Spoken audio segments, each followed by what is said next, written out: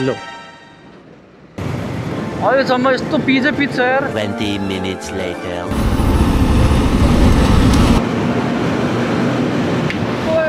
लाइफमा first time हाइवेमा यस्तो रातिमा चलाइराखेर अँध्यारो अँध्यारो अब त्यो पहिलो गएको ठाउँमा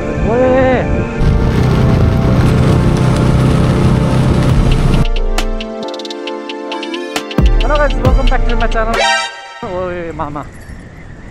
so hello guys welcome back to my channel. आज म काठमाडौँ टु भैरवाको ट्रिप सेकेन्ड टाइम 2 वर्ष अगाडि गरेको थिएँ, यसपालि फेरि गर्दैछु। सेम बाइक, बाटो पनि सेमै छ होला, 2 वर्षसम्म केही बनेकै छैन, झन् पहिरोले भत्केको होला। एक्सपिरियन्स अब तपाईँलाई देखाउनेछु कस्तो छ बाटो के छ भनेर।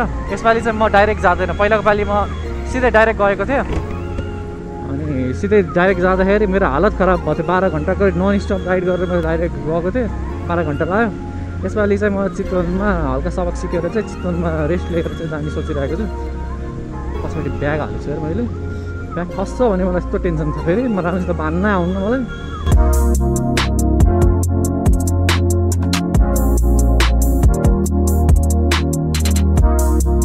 देख्न सक्नुहुन्छ नियरली कम्प्लिट भइसकेको छ। यसपालि दसैँमा खोल्ने भन्ने कुरा गरेर आएको थियो, खै खोलेन छ। हो यसलाई भन्छ नि फ्लाइओभर त। अब म तपाईँलाई टनलको बाटो देखाउँदै देखाउँदै लहर जान्छु है, यस्तो बन्दैछ हाम्रो नेपालको बाटो। यस्तो खाल्टोमा चाहिँ मेरो ब्यागको टेन्सन बाङ्गो भयो यार, नखस है ब्याग। यही हो गाइस टनलको बाटो। सो अब बन्दै गरेको टनल है, ढोका है। टनलको बाटो यही हो, यो उ त्यो मेन टनल, सरी यो त एभिकेसन अब इमर्जेन्सीद्वारा हो क्या, इमर्जेन्सीद्वारा। सो यो बाटो यही त हो। सो यही रहेको छ मेन टनल। यसको काम लगभग सकिसकेको छ। दामी छ यार, यो त विदेश आए जस्तो फिल हुँदो रहेछ यताबाट।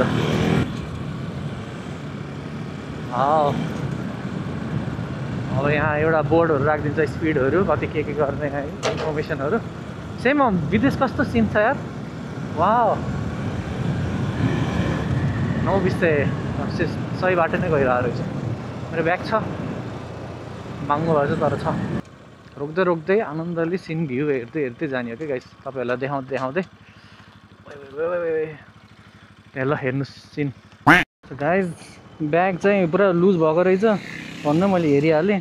यसो खतम गरे जस्तो लाग्थ्यो, भन्दै लुज भएको रहेछ।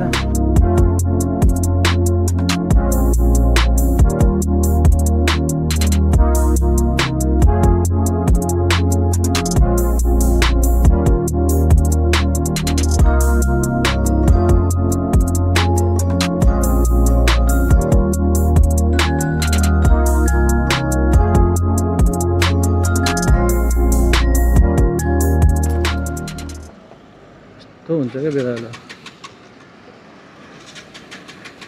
लो प्लिज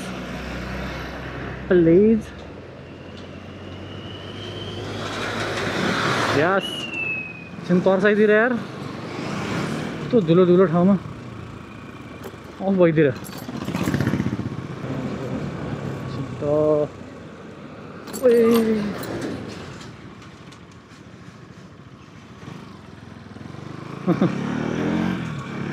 के भइरहेछ। आई निड टु कन्सन्ट्रेट ध्यान दिनु पऱ्यो। ब्यागमा एकछिन ध्यान दिउँ, त्यसपछि बाटोमा ध्यान दिउँ। धेरै टेन्सन लियो भने नि यस्तो हुन्छ क्या, के कस्तो भिड हो।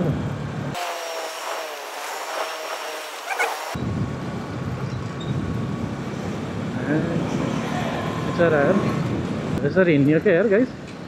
स्कुटीमा नि मजा आउँछ आउनु त, तर ओभरटेक गर्न मात्रै सकिन्न, त्यही तनाव छ नि। यस्तो ओह्रालो पनि छ क्या, 2 जना राख्यो, सर 2 जना हेर्नु लाग्यो अन्त जिन्दगी।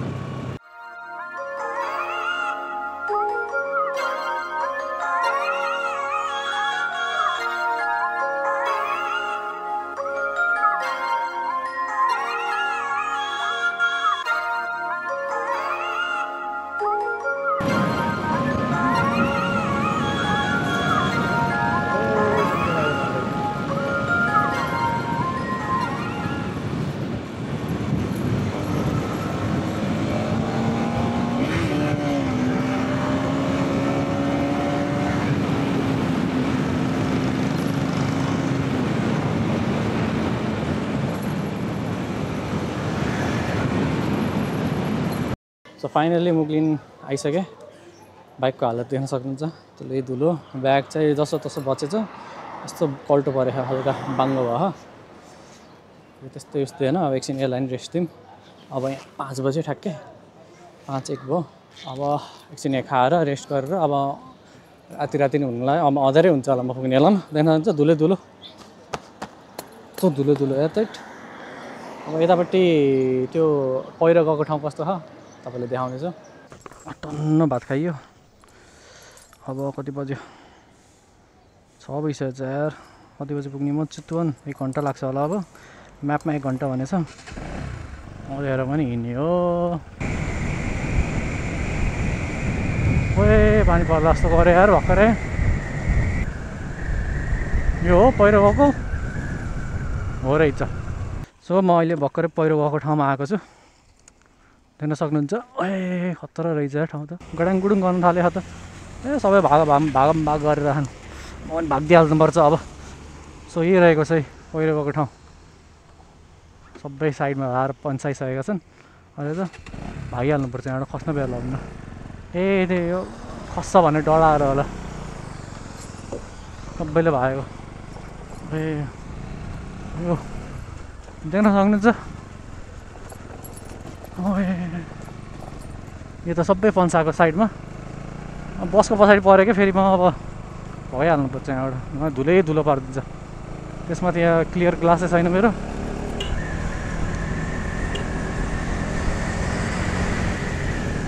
यहाँबाट बाटो त राम्रो छ। अब त्यो पहिरो गएको ठाउँमा त ओए टेन्सन लाग्नु थाल्यो अब त। अलिअलि बाटो त देखिँदो रहेछ। भाइजर लाउनै मिल्दैन। भाइजर खोलेर चलाउनु पर्ला। कुदाएको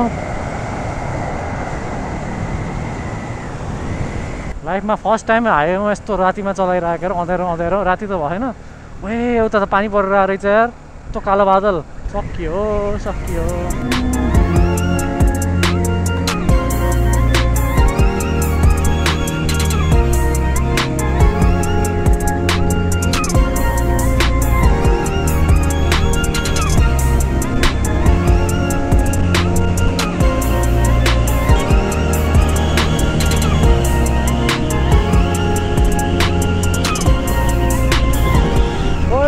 हुरी बतास आएको मामपाहा।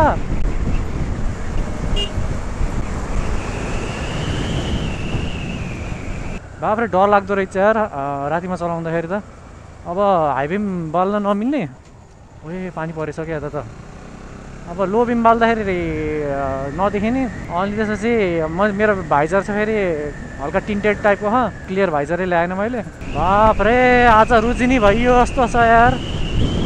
खतरा पानी पर्ला जस्तो छ।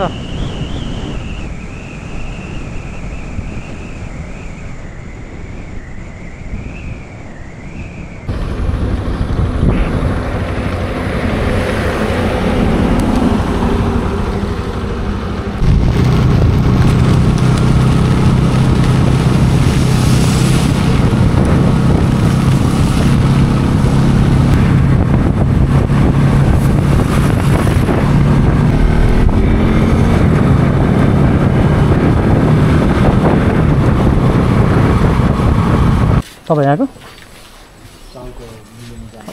हजुर साउदीमा जानुपर्छ। म कुरा गराइदिन्छु। अघि मैले फोन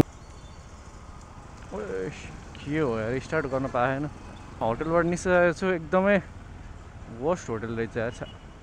हिजो हतार रातिमा आएँ। हतार होटल चुज गरेको म्यापमा हेरेर कहाँ पर्तिर यार। सो अब हिँडिसकेको छौँ जर्नीतिर। 115 किलोमिटर बाँकी रहेछ यार। सो तपाईँले म अब एउटा सर्टकट पनि देखाउने छु। भैरवा जाँदै हुन्छ भने एउटा सर्टकट रहेको छ, त्यहाँबाट गयो भने चाहिँ अहिले चाँडै पुग्नुहुन्छ। आकाशैडन भएछ आकाशैडन। सो 155 किलोमिटर म हिँडिसकेको रहेछु काठमाडौँदेखि चितवनसम्म आउने होला। यताउता नि गरियो। अब चाहिँ मेरो किलोमिटर बाँकी भनेको भैरवा पुग्न 115 किलोमिटर रहेछ अझै। त्यसको लागि 4 घन्टा अब बाटो हेरेर हुन्छ कतिको लाग्छ। आउने बेलामा मलाई 5 घन्टै लाग्यो यार।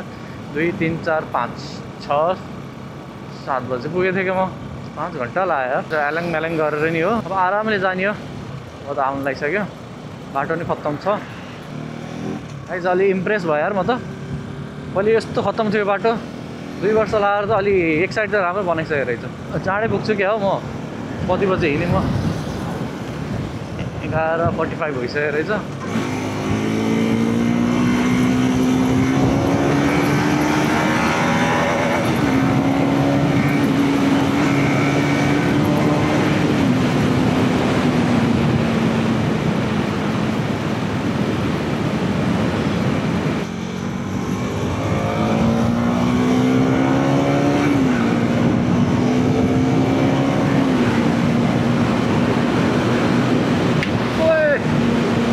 यार बटरफ्लाई गयो नारायणगढ कट्ने बित्तिकै बाटो यस्तो नराम्रो हुन्छ सोचेको थिएँ अहिले के अरे अहिले 20 किलोमिटर भइसकेको छ म हिँडेको नारायणगढ पुल कटेको छ कि अहिलेसम्म यस्तो पिजै पिच छ यार हो रहेछ ल सिजी टेम्पलसम्मै पिज रहेछ है अहिले त नारायणगढको बाटो आमा कस्तो राम्रो लाग्यो मलाई त लुक एट दिस 80 को स्पिडमा हिँडिरहेको छ र अघिदेखिबाट ऱ्याम्प रहेछ ramp Should I do it? Should I do it?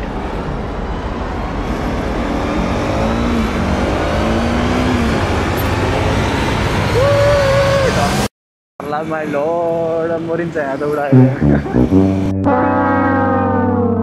धेरै जस्तो पिच भइसकेको छ कुनै पिच गर्दैछ नि मजाले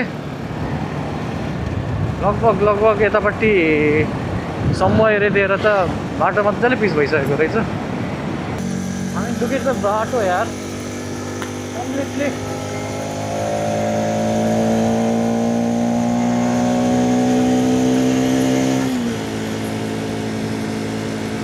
सबैभन्दा गाह्रो बाटोहरू सोचिरहेको थिएँ यो सबैभन्दा गाह्रो बाटोहरू सोचिरहेको थिएँ बाटो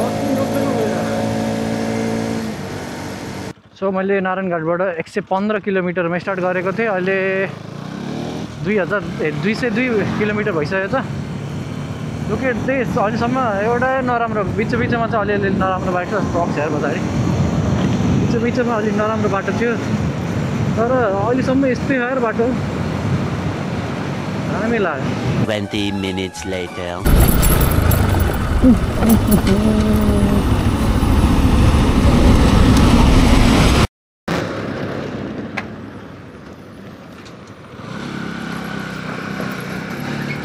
यति धुलो नखाएसम्म त कहाँ खाए जस्तो फिलै हुँदैन नि